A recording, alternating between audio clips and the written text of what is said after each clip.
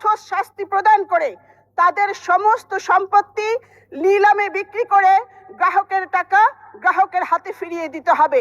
তবে জানতে পারলাম তাদের যে সম্পত্তি রয়েছে তারা তার চেয়ে 10-12 গুণ বেশি তারা টাকা লুট করেছে।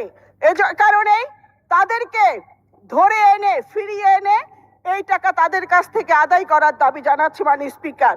মাননীয় স্পিকার, একজন মানুষের জীবনে কত টাকার প্রয়োজন? আমরা তো ইচ্ছে করলে বেশি আমরা খেতে পারি না, বদ হজম হয়। তাই এই সমস্ত বদ হজমকারী লুটেরাদের ফিরিয়ে আনার দাবি জানাচ্ছি। এই বিষয়টির সাথে 75 লক্ষ গ্রাহক জড়িত, মানুষ জড়িত। মাননীয় সদস্য মনোযোগ আকর্ষণ করেছেন, সম্পর্কের সময় আপনার স্টেটমেন্টটা দিবেন।